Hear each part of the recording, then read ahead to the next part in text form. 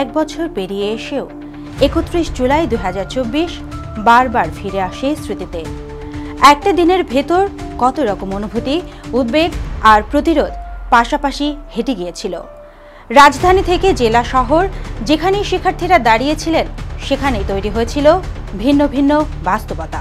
ঢাকায় দিনটা শুরু হয়েছিল খুব স্বাভাবিক ছন্দে, কিন্তু বিশ্ববিদ্যালয় পাড়া তখন নীরব অবস্থান আর চোখে মুখে উদ্বেগের চিহ্নে ভরপুর। দোয়েল চত্বর আর হাইকোর্ট মাজার গেটে দাঁড়িয়েছিলেন শিক্ষক শিক্ষার্থীরা। হাতে কোনো মাইক, মুখে কোনো স্লোগান নয়, তাদের অবস্থান ছিল যেন ন্যায় বিচারের জন্য এক সম্মিলিত নীরব আকুতি। তবে উত্তাপ ছিল ভেতরে ভেতরে, কারণ সেই দিনই ছিল সেই রিটের শুনানি যেখানে দাবি উঠেছিল আটক সমন্বয়কদের মুক্তি আর গুলি চালানোর ঘটনার তদন্তের। কিন্তু শুনানি হয়নি, একজন বিচারপতি অসুস্থতার কারণ দেখানো হয়। এদিকে ডিএমপির পক্ষ থেকে জানানো হয় মাত্র ২ সপ্তাহে ১০,০০০-এর বেশি গ্রেপ্তার হয়েছে। কারা গ্রেপ্তার হলেন, কেন হলেন, এসব প্রশ্নে ঢাকার বাতাস আরও ভারী হয়ে ওঠে। এক পর্যায়ে হঠাৎ করে খুলে যায় দিনের শুরুতে বন্ধ থাকা সামাজিক যোগাযোগ মাধ্যম। ফেসবুক, হোয়াটসঅ্যাপ ধীরে ধীরে সচল হয়। শহরের ভেতর তখন অন্য একটা গল্পও চলছিল। বুয়েটের শিক্ষকরা হত্যাকাণ্ডের বিচার চেয়ে মিছিলে নামে।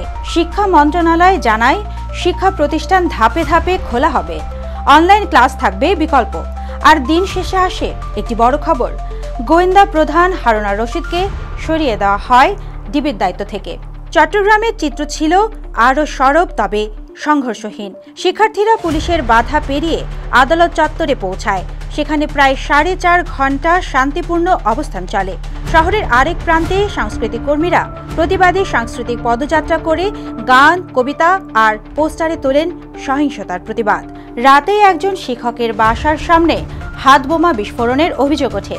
তিনি বিচার ও নিরাপত্তার আবেদন জানান। তবে সিলেটে পরিস্থিতি পাল্টে যায় আচমকায়।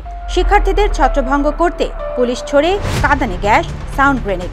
বরিশালে লাঠিচার্জে আহত হন অন্তত ১০ জন, যাদের মধ্যে সাংবাদিকও ছিলেন। খুলনায় ছিল ভিন্ন চিত্র।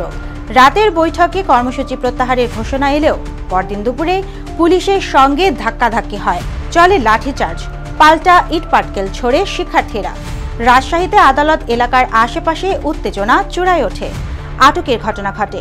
বিশ্ববিদ্যালয়ের ৫ শিক্ষার্থী আটক হওয়ায় শিক্ষকরা থানায় অবস্থান নেয়, সেখানেই রাত কাটিয়ে দেন কেউ কেউ। নোয়াখালীতে ছিল তুলনামূলক স্বস্তির চিত্র।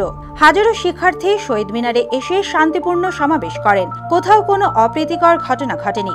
অন্যদিকে রংপুরের সেনা, পুলিশ, বিজিবির উপস্থিতিতে পুরো শহরই যেন স্তব্ধ হয়েছিল।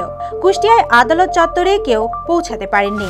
দিনাজপুরে লাল রিবন খুলে নেওয়ার পাশাপাশি শিক্ষার্থী গ্রেপ্তারের ঘটনায় ক্ষোভ তৈরি হয়। ময়মনসিংহে ছাত্রলীগের উপস্থিতি ও পুলিশি বেষ্টনীর ভেতর সীমিত হয় কর্মসূচি। লক্ষ্মীপুরে আইনজীবীদের দ্বন্দ্ব আদালত এলাকা জটিল করে তোলে। সেদিন ছাত্রলীগের সাবেক নেতারা আওয়ামী লীগের সাধারণ সম্পাদক ওবায়দুল কাদেরের সঙ্গে দেখা করে ক্ষোভ প্রকাশ করেন। বিএনপির পক্ষ থেকে তোলা হয় গণহত্যা ও গণগ্রেপ্তারের অভিযোগ। তৎকালীন প্রধানমন্ত্রী শেখ হাসিনা আন্তর্জাতিক তদন্তে সহযোগিতার কথা বলেন এবং বিচার নিশ্চিতে আশ্বাস দেন। দিন শেষে বৈষম্য বিরোধী ছাত্র আন্দোলনের পক্ষ থেকে নতুন কর্মসূচির ঘোষণা আসে, রিমেম্বারিং আওয়ার হিরোজ। ঘোষণায় থাকে শহীদদের স্মরণে চিত্রাঙ্কন, দেয়াল লেখন, স্মৃতিচারণ আর সাংস্কৃতিক কর্মসূচি। ৩১ জুলাই ২০২৪ দিনটি ছিল সংঘাতের, তবে সেদিন প্রত্যয় এবং প্রতিবাদের সংহত প্রকাশ ঘটেছিল। তবে নিরপেক্ষভাবে ফিরে দেখলে এটুকু নিশ্চিতভাবে বলাই যায়, সেদিন দেশের রাজপথ, আদালত আর ক্যাম্পাসে ন্যায়ের প্রশ্নটা একটু বেশি স্পষ্ট হয়েছিল। সুবর্ণা মেজাবিন, দেশকাল নিউজ।